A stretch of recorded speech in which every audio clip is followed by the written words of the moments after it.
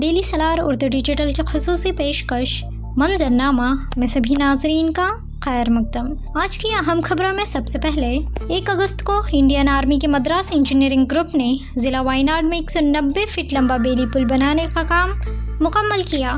یہ نیا پل حالیہ لینڈ سلائیڈنگ سے شدید متاثر ہوئے منڈکئی اور چورل ملح کے علاقوں کو جوڑے گا۔ توقع ہے کہ اس تعمیر سے خطے میں امدادی بحالی کی کوششوں میں نمایاں بہتری آئے گی۔ سپریم کورٹ نے واضح کیا ہے کہ حالیہ نیٹ پیپر لیک کا معاملہ پٹنہ اور ہزاری باغ تک ہی محدود تھا اور اس بات کی تصدیق کی ہے کہ نیٹ امتحانات میں کوئی نظامی خلاف ورزی نہیں ہوئی۔ 2 اگست کو سپریم کورٹ نے نیشنل ٹیسٹنگ ایجنسی کے کام کا جائزہ لینے اور نیٹ کی اصلاحات کے لیے حکومت کی طرف سے مقرر کردہ پینل، جس کی قیادت اسرو کے سابق سربراہ کے رادھا کرشنن کر رہے تھے، کی مدت میں توسیع کی ہے۔ عدالت نے نظام کی خرابیوں کو دور کرنے کے لیے پینل کو 30 ستمبر کی آخری تاریخ دی ہے۔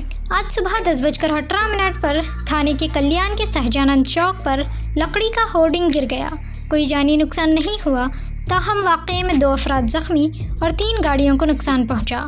حکام صورتحال کا جائزہ اور علاقے میں حفاظت کے لیے کام کر رہے ہیں۔ راہل گاندھی نے الزام لگایا ہے کہ ان کے چیک ریویو ریمارکس سے متعلق تنازعے پر انفورسمنٹ ڈائریکٹوریٹ ان کے خلاف چھاپے مارنے کی منصوبہ بندی کر رہا ہے۔ کانگریس لیڈر مانیکم ٹیگور نے اپوزیشن جماعتوں کو ڈرانے کے لیے CBI، IT اور ED جیسی ایجنسیوں کا مبینہ طور پر استعمال کرنے کے لیے مرکزی حکومت پر تنقید کی۔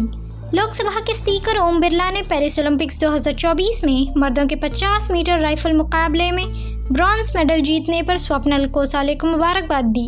کرناٹک کے وزیر اعلیٰ سدھارامیا نے کل کوڈگو کا دورہ کرنے اور پارٹی میٹنگز میں شرکت کرنے کی منصوبوں کا اعلان کیا۔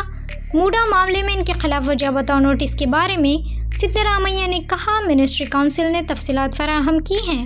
انہوں نے گورنر کو نوٹس واپس لینے اور TJ ابراہم کی طرف سے دائر شکایات کو مسترد کرنے کا مشورہ دیا۔ منظرنامہ کی پیشکش آپ کو کیسی لگی؟ کمنٹ سیکشن میں ضرور بتائیں۔